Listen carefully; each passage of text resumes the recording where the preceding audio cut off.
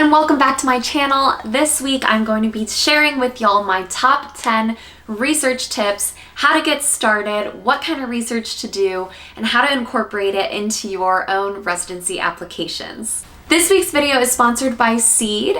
Seed is a sustainably delivered daily symbiotic that is research-backed itself and evidence-based, so I will share more about it with y'all in just a little bit. For those of you new here, my name is Madalyn. I am a first-year resident in the Northeast. I'll be starting my dermatology training on the West Coast in just a few months. If you're not already part of the family, make sure you subscribe and join the Muses. We are a super supportive family and we cheer each other on. We have a lot of fun, so we'd love to have you.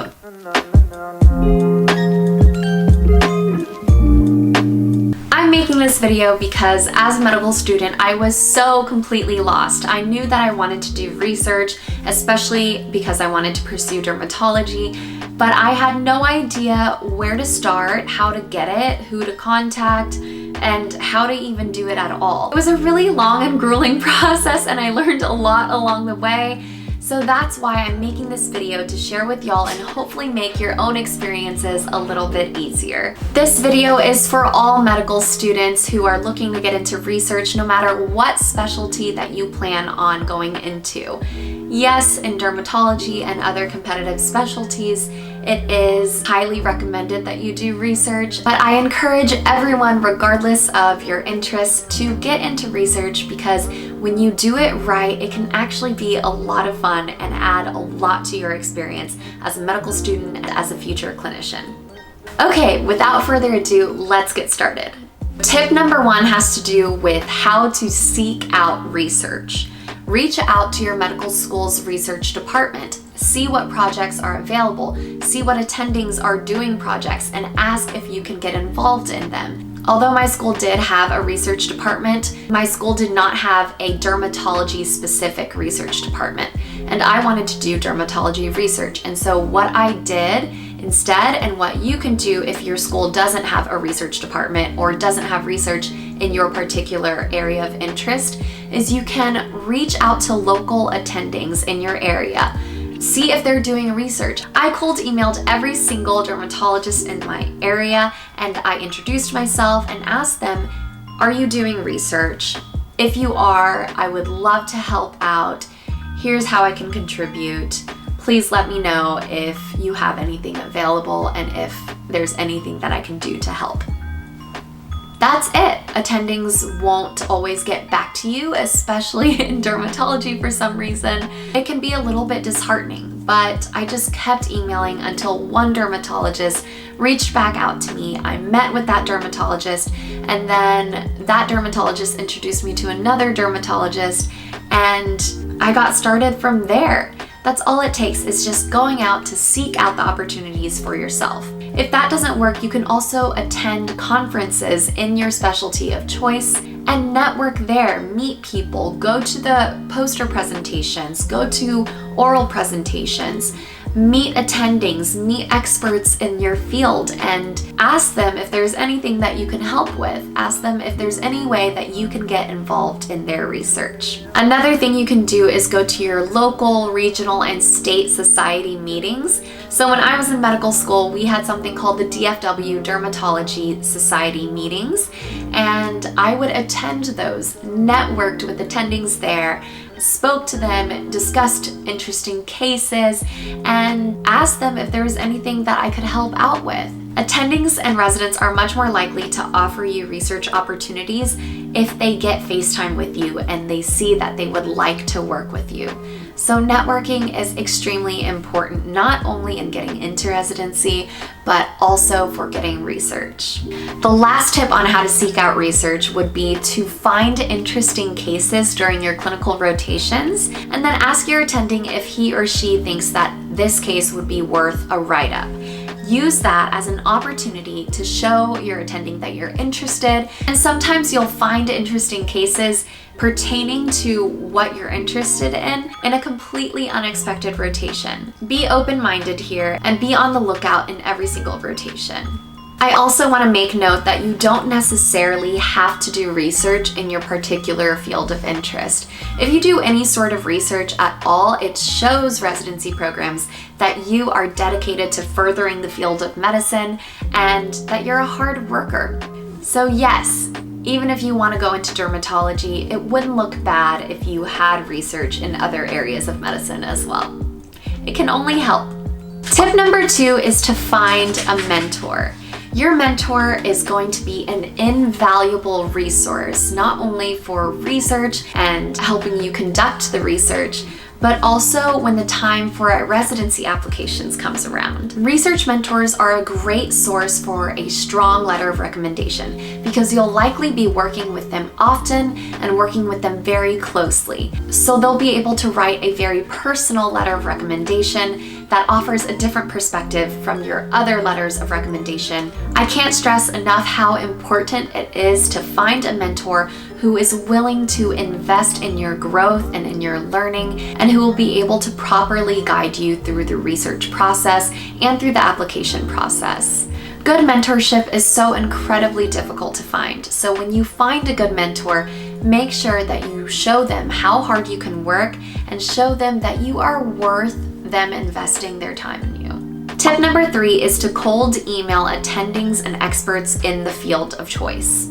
This is something that I started to do actually just this year in light of the COVID pandemic, since we can't be meeting people in person. What this year has shown us is that research can be conducted without ever meeting in person. Most research can be done completely virtually online using Google Docs, Google Excel sheets, etc. So this opens up a whole world of experts and attendings. With current day technology, we're no longer restricted to our immediate surroundings. So this opens up a lot of opportunity to seek out research from people that you may not necessarily ever meet. The 4th tip is when to actually start conducting research. My recommendation is to start in the summer after your first year of med school.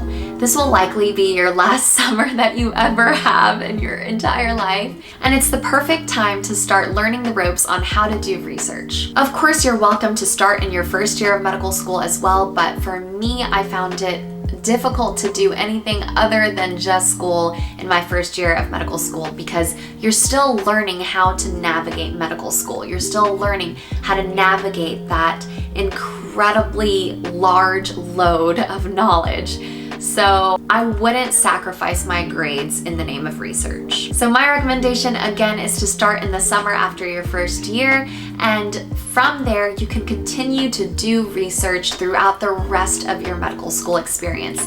By second year, you'll be a little bit more comfortable navigating medical school and balancing it with research and extracurriculars, so you'll likely be able to handle research on top of school. But if you're not, again, don't sacrifice your grades just in the name of research. And again, 3rd and 4th year of medical school is the perfect opportunity to find case reports during your rotations. So don't forget to ask your attendings if you find an interesting case, if they think that it would be worth a write-up. Tip number 5 pertains to resources. I highly recommend reaching out to your librarian for resources, and you want to use multiple databases, one of which should definitely be PubMed. Speaking of resources, I want to take this time to talk to y'all a little bit more about SEED. SEED was developed for systemic benefits beyond just digestive health. It supports gastrointestinal health, but it also supports cardiovascular health and dermatological health. Every single capsule contains a 24-strain broad-spectrum probiotic and prebiotic that has clinical evidence to support gut immunity, digestive health, as well as systemic benefits. So I've been taking SEED Synbiotic for about 3 months now, and I can confidently say that SEED truly is a whole body experience. It helps with bloating and gut motility, and my skin actually looks and feels more smooth and more clear as well. Anecdotally, I have been incredibly impressed with the SEED Synbiotic, but even more importantly, y'all know that as scientists, empirical evidence is everything. So I love the fact that SEED Synbiotic is evidence-based and backed by research actually published in peer-reviewed journals. On top of all of that, Seed's entire system is sustainably delivered every single month. The shipping boxes are made from ecological paper that is made from algae that would otherwise damage marine ecosystems. How cool is that? The tray inside the box is made of completely renewable ingredients like starch, natural fibers, and water. And this tray is completely recyclable and compostable. You get to keep this glass jar for monthly refills, and glass is infinitely recyclable. 2, the less we create, the lower the impact. So the fact that it's refillable rather than them resending new bottles every single month is awesome. The monthly refills come in these home compostable bio-based pouches. They use a natural insulator that is made of completely US grown non-GMO cornstarch. It's genius. It is biodegradable, it's home compostable, it's edible, and the coolest thing about it is it dissolves in water. I already dissolved mine for this month, but I wish I had kept it so that I could show y'all how cool this thing is. I'll include a link in the description box below for y'all, and you can get 15% off of your first month supply of Seed's Daily Symbiotic with the code at checkout. Tip number 6 is to use case reports for quantity. Case reports are super quick and super easy to do and to write and to find, so get involved in a lot of them, write a lot of them, present a lot of them, and that's your quantity right there. Tip number 7 is to do something bigger for your quality. Case reports are great, but they're really easy, as I said before. So if you do something like a systematic review or a clinical trial or something bigger along those lines, it'll speak more on the quality of your research, it'll have a greater impact on the field of medicine, and it'll look better for the time residency applications come around. Tip number 8 is to diversify your portfolio. What do I mean by this exactly? On your residency application, every presentation counts as a separate publication. So if you're doing one study, you can get multiple publications out of it via posters, oral presentations, and a published paper. So sometimes when people say that they have 23 publications, it means that they presented their same research 23 times. Sometimes. I think I've only seen that once. Tip number 9 is to do research in topics that actually interest you. It'll make the work so much more rewarding, and honestly, research can be a lot of fun if you actually do it right and if you actually love what you're learning from it. Tip number 10, know your research in and out. Not the burger, but inside and out. Know it front to back. At interviews, you will definitely be asked about your research, and knowing it inside and out and being able to explain it in layman's terms will show that you actively contributed to this research project, that you actually worked hard on it and you know what you're talking about. And number 11, this is a bonus tip for y'all. Know your worth. I know as a medical student, it's easy to kind of brush yourself aside and just let yourself be undervalued. There will undoubtedly be times where your work will be taken advantage of and people will capitalize on the fact that you're a medical student and you don't have a lot of say in the matter. If you have no other options, then unfortunately you kind of just have to let it happen. But make note of it and make sure to pursue other projects with other mentors, with other residents, with other co-authors that actually value you and value your work. Of course, this is only applicable if you actually put in the work. You have to be honest with how much you've done and how much your co-authors have done, and be fair about it. It'll catch up to you in the end, I promise. So that is it. Those are my top 10 tips for conducting research in medical school, plus a little extra bonus tip for y'all there at the end. If you have any research tips that you've learned along the way and that I didn't cover in this video, please share it down below. Let's help each other and learn from each other and support each other. Lighting someone else's candle does nothing to diminish your own. So let's continue to rise by lifting others. If you like this video, make sure to give it a thumbs up down below. It helps me help you guys by creating more content for y'all. Make sure to subscribe so that you never miss another video.